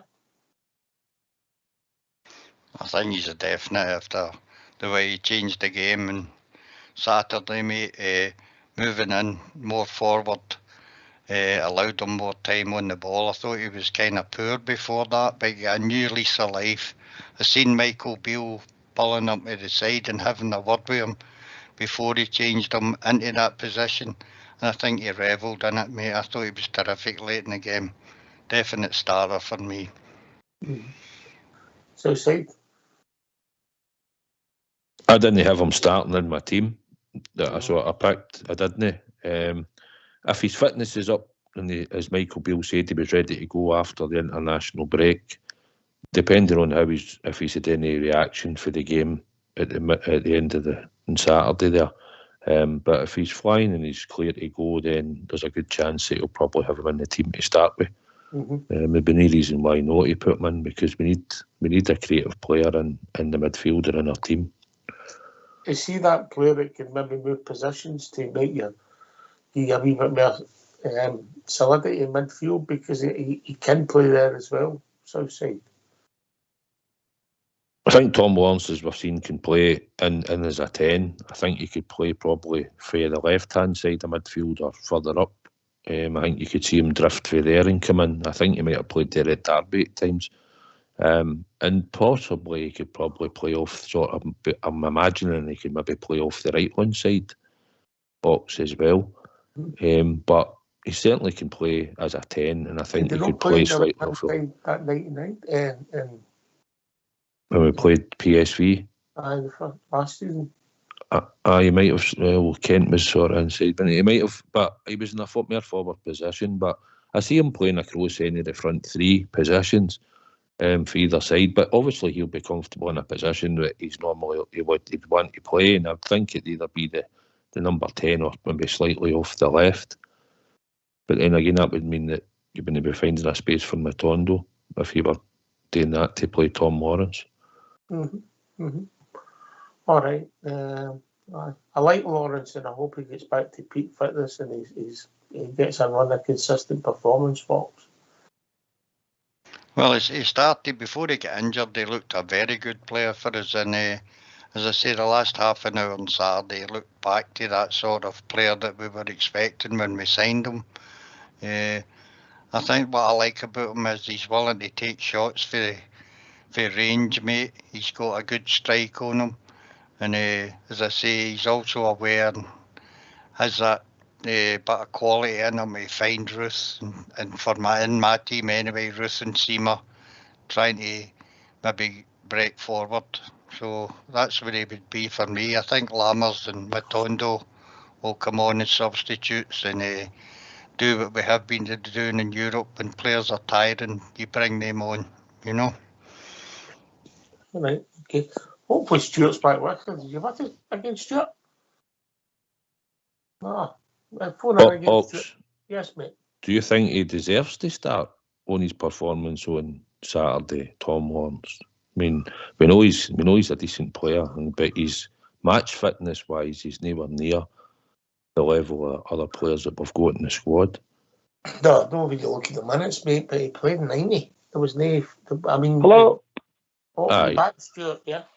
I don't know what happened there. I think Old School Blue maybe spilled his coffee or the keyboards or something. I don't know. But I've got to be honest with you, we've had enough of you. I know. I'm kind of getting to be a bit irregular. Maybe boring right enough. I'm only joking, mate. I know. Can't be a bit of banter, man. Can't be a bit of banter. When you go, the floor's yours again, mate. I mean, I've seen about Michael Beale, and I heard you discussing him and that. Ken, I think you're right. The press, they all want to be your pals, and as soon as if they get an opportunity, any opportunity, they want to put the boot in and just kind of, I do like it. I mean, as you say, I want to buy a newspaper. I mean, I've been treated badly over the years, and I've not got a kind of short memory, put it that way. But that aside, I think he's doing the right thing now. He's just kind of answering their questions, moving on. A couple of times he's a wee bit kind of sharpish with them, which I like. It puts them on a bit of an edge rather than him. I like that. But I think, I was saying earlier he should go 3-5-2, and I appreciate that he's hardly got to change it now. But what worries me is he's always talking about his widths coming to Tav and Borna. But if that happens in a kind of system that they've got the new, a 4-3-3 or 4-2-3-1, as soon as they're up the park, you've seen it yourself, but wide open at the wings. So they've got to sort of, if they've got to go, 4-5-2 or whatever, 4-5-1, 4-5-1, with the one sort of springing forward like Lawrence coming back, and he's the sort of link up. I didn't care if I like that one or no. You saying it's a hard thing to get that. I would have liked to have seen him try the three at the back at some point, and I would like to have seen him doing that in pre-season, see how it works, just to move it quick, because we need to block up these sides, because if we're attacking and in transition, it's all right if you're playing against St Johnstone, but a couple of times they were getting up the sides, if you notice that, and it was kind of a one-against-one type of situation, which could be dangerous, not with St Johnstone, but with these players. And that's what bothers me. I don't think he's quite sort of decisive in his system yet to say, look, this is how we're going to play. We need to block up the wings a wee bit and stop them from playing a wee bit. And then, as you say, Lawrence is the number 10 and try to break forward. Lammers may be there as well with, Ruth. We could maybe have a bit of success there, but it's going to be tough. If he doesn't play, sort of cover the wide positions, if Tarn Bourne is up pushing up, that's what worries me. My problem has always been with the 3-5-2. I've come to Fox on this. If the wide fullbacks get pushed back, your defensive midfield players in top of your end forwards if you're on, defenders if you're under pressure. And always going to get 7 at the back. The midfield will be expected to cover a lot of ground, and you'll get very little outs because you get 7 players back in defence, and that's the flaw in the system for me. If it works perfectly, it's like a dream, Fox, but system sometimes can be too much in it, and I get Stuart's point about the width and the wings because it has concerned me the whole season. Well, for me, I don't think we've actually ever seen Michael Beale's formation this season, and a lot of people say he keeps changing and chopping and changing the team, but there's always somebody missing, mate. Danilo, etc., weren't up to speed. We've now got Todd Cantwell missing, who would be a key. Raskin's a key to the team. And Danilo, of course, wasn't up to fitness either. And he was taking time to settle in. Now he's in an injury. So for people saying that he doesn't play a consistent side, it's because circumstances have been against him, mate, for me. And we need to remember, we're only 5 games into this league season, and we're into this Europa League at the start now. It's a long, long season ahead, and I think once we get our players in the formation and the team he picks long term, mate, I think we're going to have a good side, and it'll get better rather than worse. That's my opinion.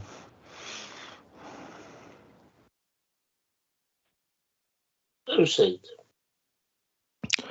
I was just going to say what Fox said there when you were talking about that. He's not had a chance really to play every single player that he wanted to pick and been available. He might have played Ben Davies earlier if he had been available.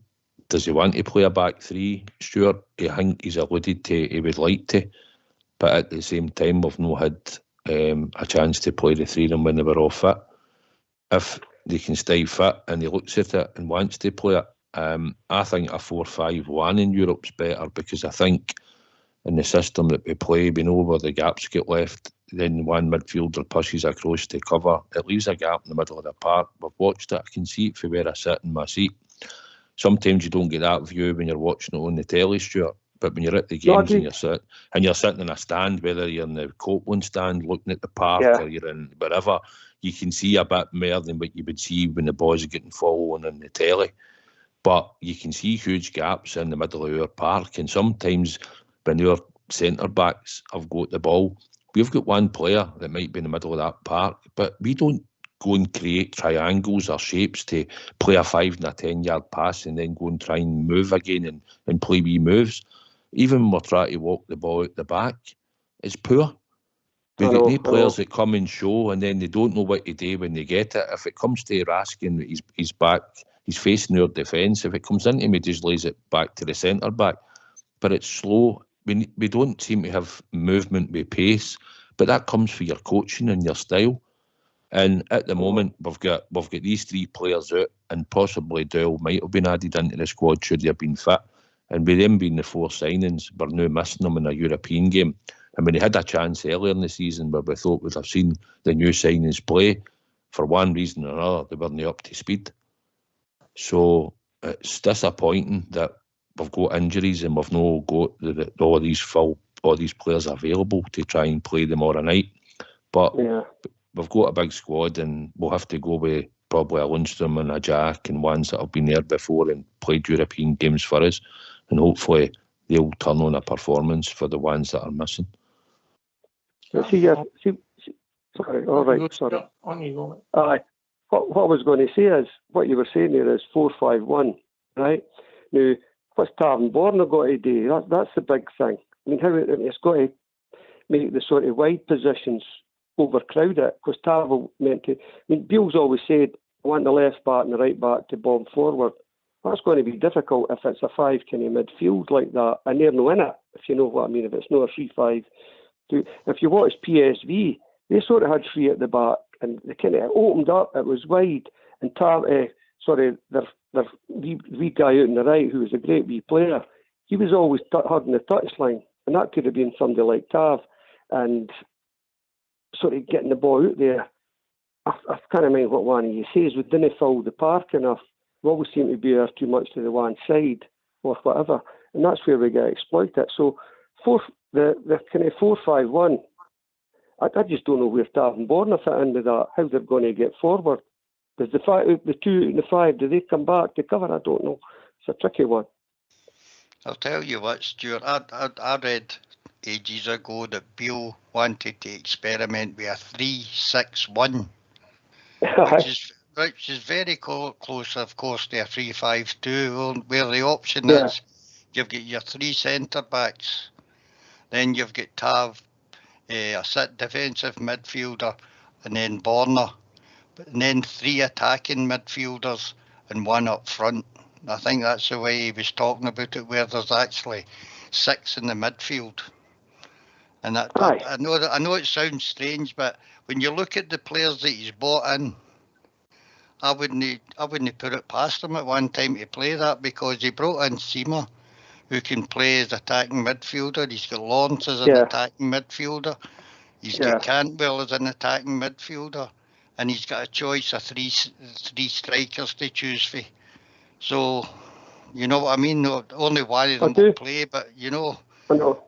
But we've never seen him experiment with anything like that, and maybe I've just dreamt it, mate. Don't take it what I say. No, well, I know. I mean, I think what we've had over the last 2 or 3 games, the big games, if you like, there's no work basically, and he should realise. He's got to realise that. He's got to realise it, and it's the words that gives me the kind of the problems. You know, it really is. No covering what's happening in their wings, if you like. This getting the wings up and getting teams to come up the park to the edge of your box, I don't think it's a great tactics outside, because then one cross you're defending, and it could be 40, 60, 70, 30 where they're going to get a chance, you know, and you're playing against decent players at this level. It's, you know, and it's a total step up. You give them that space, that time, they're going to hurt you, mate. Aye, well, Stuart, if you're playing the 4-5-1, your 2 full-backs don't need to bomb up the park. No, you'll have 2 players in that position where you should have wide, fast players that will go on the ball for the midfield, or you could play 4 and 1 sort of fast player in the wing, and you could but Walter done it back in the day as well. Played up front with Dartsville, played up front himself. Guzan played up front himself. You know, we've done it in the past. 4-5-1 just means you're not too exposed. You've got to win the midfield battles. You've got to control the midfield. Otherwise, we're not going to get our full-backs up the park. And we've seen against that. I'm not against that. I mean, I just always hear him Taven-Borna bombing forward. Can you do me a favour? Aye.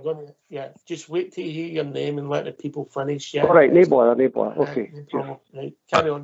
I think Stuart, and the players that we've got now, I think we could be good in a 4-5-1 in Europe.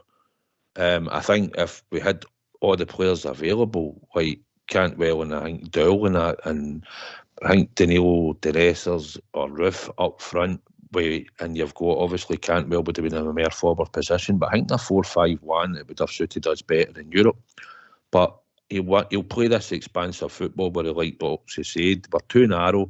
He wants to bring teams on to us, and I think tomorrow night should we be forced to play Jack and Lundstrom. I think then we lack pace in our midfield. We might be able to all right on the ball, slow it down, but at Ibrox and at home tomorrow night, I would like to think we'll not be slowing the play down, taking ages to take through-ins. We've seen it already this season.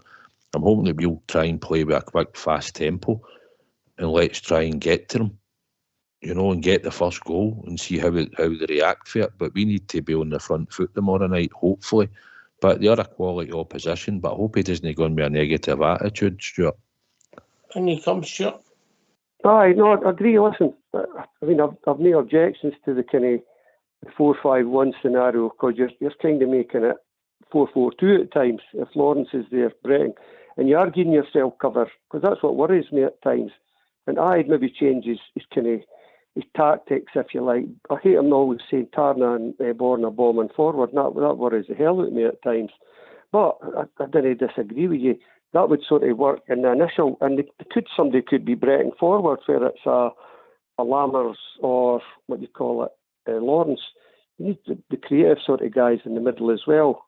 And you're right. I would hope that he doesn't play Jack and Lundstrom in the same team. I really didn't, because Lundstrom always seems to be playing the wrong position, and he's slow. He always goes back, and we need, as you say, we need to be on the front foot.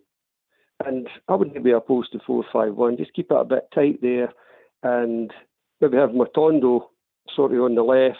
I would play him to start with. I'd play Lawrence to start with as well. Obviously, Roof up front, Cifuentes, Lammers, I can't remember who else I've got there. The trouble is, what happened in the last day with Raskin? What was that, sorry?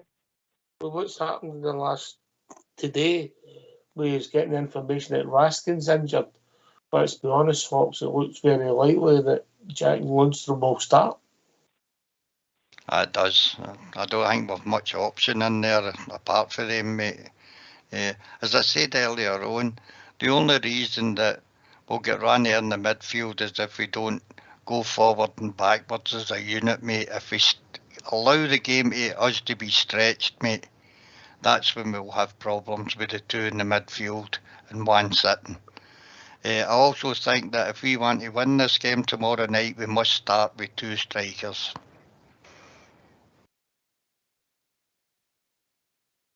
And you come, Stuart, then we go to Southside. Aye, no, I mean, I agree, two strikers, and I think that obviously Roof should be the kind of focal point, and Roof needs support. He can't do it on himself. He's not a kind of like an Alfredo or whatever. He's a goal scorer, and he could take a better chance than Alfredo if he gets a chance. If you look at that one that he did at Ross County, there's only him that would have scored that, where he twisted himself and got that. And I would play Lammers up there. This is Lammers' moment, if you like. If he can't do it in this game, he's got a perfect opportunity to put himself right up there. And so is Cifuentes. There's two or three of them in there got a lot to prove, if you know what I mean, to kind of try and stake a claim. And if he does go for Jack Lundstrom as a 4-2-3-1, which could be a 4-5-1, as we were saying, as long as Lundstrom's playing sort of a wee bit further forward and Jack's kind of the one at the back, I'd maybe be all right with that. But I don't know if it's going to play the two of them. In my heart, I hope no, but we'll see what happens. So if it is, we'll just have to hope that he gets his tactics right. Because Lundstrom could sometimes have no bad game. He's a bit hot and cold, that's the problem. But if no they two, who else, Stuart? Because of the injuries we've got. I know. But if he's got to go with that, with what he's got, I mean, there's nothing we can do about it. As long as he plays Lundstrom sort of, I would say, on the right a wee bit, and kind of maybe just a wee bit far forward, breaking forward, so he could get back. And Jack's the kind of the total one that's sitting. It's like a 4-1-4-1 type of situation, which they sometimes fall into, to be honest with you. But it's got to be interesting, no matter what the way they look at it. You know what I mean? And you heard them saying the night as well. I mean, it's not going to happen the morning. Bailey Rice and Lovelace. I like the look of the two guys, especially Rice, and I hope that they could maybe get their chance over the next 3 or 4 games in the domestic, especially against Livingston. I think there's a bit of talent in these two guys. I really do. But we'll see what happens, Right. I think on you go, folks. I think we've only got 3 midfielders in the squad, mate. Seasoned midfielders. We've got Lundstrom, Jack, Cifuentes, missing our Dowell, Raskin, and then it's into young boys, mate. We don't have anybody else. So they three will probably start.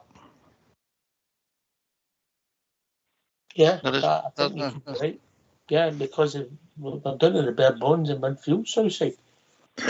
Aye, you probably could drop. I mean, I expect the three of them, as we've said, will probably have to start. But should you no start with Lundstrom, then you could probably have tried to fit probably a Tom Lawrence maybe on the left side of that midfield and go with a front three. It's the only other thing I can think of, unless you were David Fox said earlier and put Tav into the right side of midfield and start him there, but I don't see that happening. No, it's who's fit and available, and let's be honest, Lundstrom and Jack's got enough experience of playing for Rangers and playing in European games, and he's brought Cifuentes in because he reckoned he would be the game changer for us in time. He said he would see a right good player box to box and he'd be the thing that takes to the next level. So he's going to get his chance tomorrow night, and wherever he plays him, we're hoping that the three of them will have a good game. But we lack pace in the middle of the park with the two, with Lundstrom and Jack in European games, because a lot of teams in Europe are all quick one-touch football, as we've seen. Talking about class, I'm enjoying my Bobja. Evening, Bobja. Evening, everyone. How you doing? Looking forward to tomorrow. Yes, mate. Yeah, we're good. I am. Have you ever known a club like us for injuries? I'm not going to put it down to luck. I just don't know what it is. What it is with us and injuries. That's not real. Aye, I hear the boys Southside saying there we'll have to put in Jack and Lundstrom, and we all know, and we both know their pace is very limited. And try and put Cifuentes in between them. So what we're going to do up front, Dissers will have to be here. Oh, no, for Fox. Fox has went different. Aye. Aye, Fox has went Seaman and Roof, innit, Fox, you went with? I did indeed. Yeah. Well, I would agree with I would go with you there, Fox, because the two of them, I mean, Seaman's got a bit of pace about him. Eh? He's not the greatest skillful player you ever seen, but he's got a bit of pace, and that's what you need in Europe. I think Thanks for Europe's that, a wee Bob. bit beyond us this year, boys. Oh, but interesting. Man, that whistle still goes tomorrow night. We're on that white line. We see the colour of the strip. It should be enough. Aye, I'm aware of that. Aye. It's vertical and see the horizontal, though. So that's one good thing. I never said the shape, I said the colour. That should be enough. Aye. It should be. Yeah, it should be. And if they do a huddle up another one, he gets annoyed and all. Oh. But no, looking forward to tomorrow night, Bob. Listen, it's European football. You get to see some good players for other teams and that. And yeah. Refereeing can be a bit patchy at times, but if we can put on a performance, because that's what we're looking for. But the most important thing, as we said, Bob Jerry is getting the 3 points tomorrow night, because I think if we can win our 3 home games, we should beat this Greek mob away from home. And I would think anything else after that, you're going to tap the group. So I think that'll be enough to get you through, probably tapping the group. 3 wins and a draw away even, because I think the other ones will take points off each other maybe. So that's the way I see it. But we're at home and we need to start with 3 points, mate. I get that, mate. Well, I see the rationale in that. You win tomorrow night, you're hoping to take 6 off the Greeks, mate.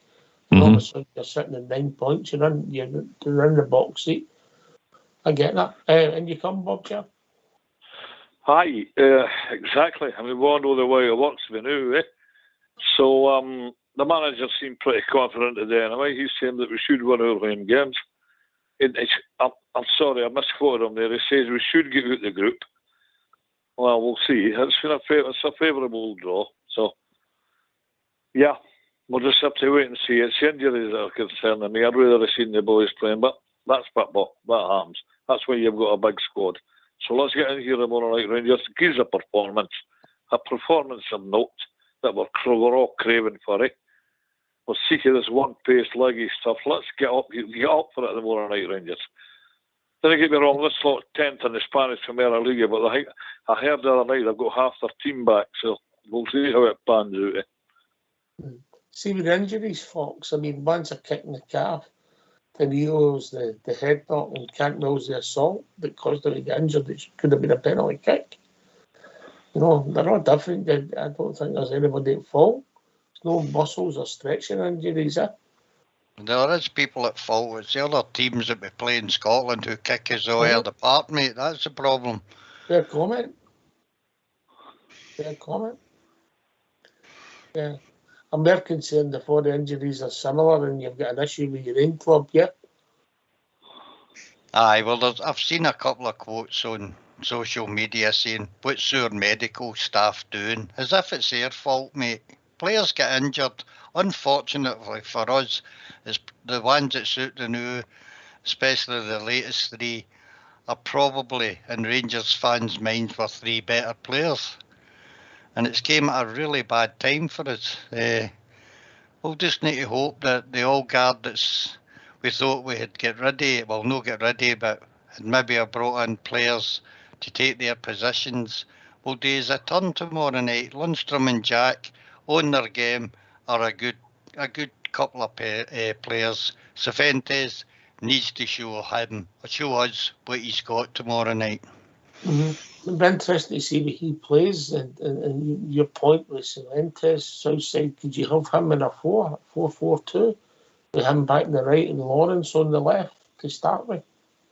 You probably could, but he struggled a wee bit in the last game, sort of getting across the park. But if you're maybe keeping him as a 4, he might keep a better shape. But I don't know. I thought he might have played him in the middle of the park, but it's going to be a toss-up, I think, between Lundstram and Jack if they three are picked. But in a 4, you could do that with him, Ox. But I don't know. It's time for him to step up, and I think Dessers might play. I know you didn't have him in your team, Fox, but that's another guy that's got to step up and show us what he's made of. I don't know if they're what they're like in defence and that, but I think he maybe start them on a night, Ox. I just think he'll play him. All right, Stuart. I mean, Dessers could be a good option. I mean, one thing I would like to see in the first 10-15 minutes is whoever, I don't know who the goalkeeper's got to be, if it's got to be the second choice or the third choice. Regardless of who, the second choice I think is coming back for injury. It'd be his first game. If it's the third choice, I want to see boys getting flashed into the box to the right and the left, a couple of big guys in the middle, unnerve the keeper.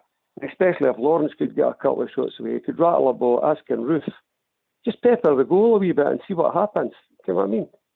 I mean, I was watching a bit of the Lazio game with Atletico Madrid, and the boy just took a pot shot, hit off somebody, the boy put his foot out into the back of the net. If you're hitting a shot on target, a wee deflection, and that could sort of unnerve them. I think really that should be a big tactic in the first 10-15 minutes. Just get the ball into the box. And if it's a Dessers or a Roof or a Lammers or a Roof, whatever, they're big lads. And if you put a wee bit of pressure on the keeper and something could come to that could give the team a wee lift at that point. That's what I think anyway. That should be one of the main tactics in the first 10-15 minutes anyway. If we can come on you go. Can I ask you a question about Lawrence? Why does everybody want him to play in the left when he's right-footed? Just because he played for Derby County in the left? That maybe have suited him playing there in their team, but it doesn't automatically mean he must play in the left-hand side and the Rangers side, mate. Well, I said that he played one of his better games in his cameo last season was on the right-hand side against Eindhoven, Fox, you know. He can play right across that line, if we're honest, you know. He's a good player. Let's be honest, we shouldn't be expecting too much for him. He's just come back after a year out. Southside, yeah. That's the thing about match fitness and stuff, and he alluded himself that he wasn't anywhere near that sort of fitness level, but he's hoping to get there.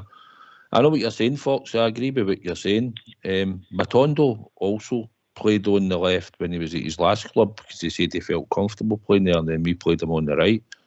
And now we've switched him back to the left. It's been fruitful on a couple of the occasions that we've put him on the park. It's the balance of the team and the way and the style you play, Fox, will suit the players and what position you're going to put them into. We've we've not had that sort of. And let's be fair to him. If we look at it now, they're now out with 3 or 4 players, and he's going to have to rejig his team again tomorrow night, which he probably had a team in his head before Raskin goes out injured. But we've not got that style yet, or that fluency that we were hoping for, so we're having to rejig again. But I think players will just need to go into positions where hopefully they're going to do the job and we'll get the best out of them. Aye. Well, I think we made a big mistake as well with Ryan Kent, mate. What we took out of Ryan Kent's game was getting to the byline because he couldn't cross with his left foot. But I think it'd have been a different case if Ryan Kent had played in the right, and he could have maybe have got to the byline a lot more instead of cutting inside all the time. And I think if we're going to do the same with Matondo, you're taking away the opportunity of a left-sided player putting a cross in. That's only one thing that annoys me about playing people with the opposite foot playing in the other wing. Do you know what I mean? That's the positive. You can cross it with that foot, but the positive is if you take him inside, you know. You can maybe get a shot away. I understand that. Aye, I know. I understand that. There's no everybody like me, natural with 2 feet, Fox. You know that. You know. Right. Can't argue with that. Right. Right. Give us your thoughts for tomorrow night, Bob Chair, and how you see it going before we go. Oh, I don't know. I'll go 2-1 Rangers. Oh, do me, Bob Chair, all day long. I think if we win that game, 6 points off the separates. Well, the other teams could take 6 points off the separates as well, but potentially, but it'll take us a long way to go. Yeah, 2-1 would do me. I'd take that all day long. Stuart? I mean, I'm thinking of the team. I mean, there's going to be 8 certain starters. Another 3 places are up for grabs, so Lawrence could come into that. So I'm thinking of 1-0. I really do. I think we could maybe get a goal. We're going to come out the traps flying. I think if we get a goal, then the game will stifle a bit, and we could go into the kind of 4-5-1 situation and get a 1-0 win and a reasonable performance. That's what I'm looking for. That'll do me. I'd also take that. I think there'll be goals in the game. Foxy boy. My heart says 2-0 Rangers, but my head says 1-1 draw. And I don't think that would be a disaster for us either. Southside. I think we need to win tomorrow, Fox. I think the Cyprus mob, I think most teams will fancy beating them home and away. The only thing that will go against you there will be the heat. But if we get the right result tomorrow night and we then go to Cyprus and win, which we should do, then it'll be crucial in the Sparta games. And we should be beating them at home. And it wouldn't bother me if we took a point away.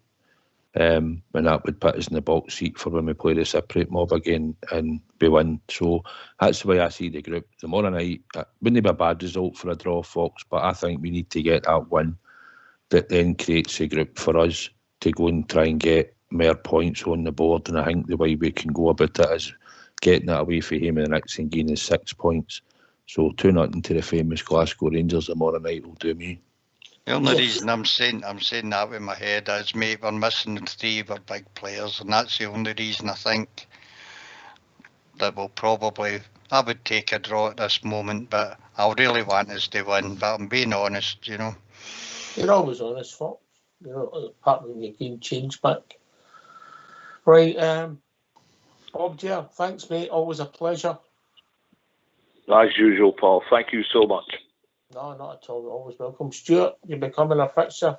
Enjoy I know. I just like to throw a it. different view on it maybe, and I don't know. It's interesting anyway, time. So hopefully 1-0 the more, and that'll do for me. Anyway, good night, guys, and all the best. Cheers, mate. Last word. Good south side.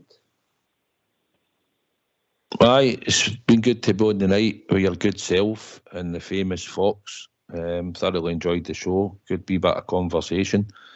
Looking forward to tomorrow night, mate. Ibrox atmosphere, a European night, and hopefully a win for the famous Glasgow Rangers. Yep. There's still tickets available. People get along, support the team. I mean, we've been through a family way to go. We know it's difficult to understand. People get financial constraints. We get it, but if you can get along and support the team, superb. Fox, last word for yourself. Well, I'm really disappointed. I was promised Stevie's pies for doing this and I've not received them yet. They're in the post. I don't know. And still in the oven. Still in the oven. Anyway, thanks for having me on. It's been good. I've enjoyed it along with Southside and the callers, Bob Jer and Stuart for Cowdenbeath there, and yourself. It's been a good tour. Thanks very much. Don't forget James from Tennessee, Fox. Oh, James, I forgot about James. Yes, sorry, James. Yes. Listen, it was great to have the Fox on. We enjoy him. We like his wisdom, Southside there. Yeah, it was a delight to go on the night with Fox Boy. Missed my big pal, mind you, I'll no disagree with that. I missed my big pal, but what a replacement I had the night, and the famous Fox. What I will say is Fox is a cheaper date. Why, certainly. I've just had a photo in for a Danilo mask, so I take it he must be bringing them back with him. Aye. Did you get the photo with the green and white alligator? Oh, I've seen it. Yeah, I have seen it. Disappointing in the colour, I must admit. Very, very. Right, okay. Thanks to James for Tennessee, Stuart and Bob Jeff for joining us. The one and only Fox for doing the show along with the legend that is Southside. This has been Rangers Radio. We'll be back tomorrow night at 7:15. Yeah, with a pre-match show building up to kick-off. I'm right, 7:15 kick-off. I'm right, innit? Don't even check that. I'm saying it off the cuff. Don't know. Could you get your smart card? No, I mean you just. I know. I don't. I'll tell you what. I'll boot the pub for. I was away lining up the music for the end there. It's 8 o'clock. The kick-off, boys. Oh, that's good. Then that means I can go to the pub at 20 to 8. Then that's good. We'll be back tomorrow night at 7 o'clock. We'll build up to Rangers versus Real Betis. Thanks for that, folks. Didn't even check the time. Never even thought about it. Thanks for listening. Enjoy the evening. Come on. Let's get back behind our team. They're our team. And we need, as Fred man says, we need this. Take it away. Old school blue.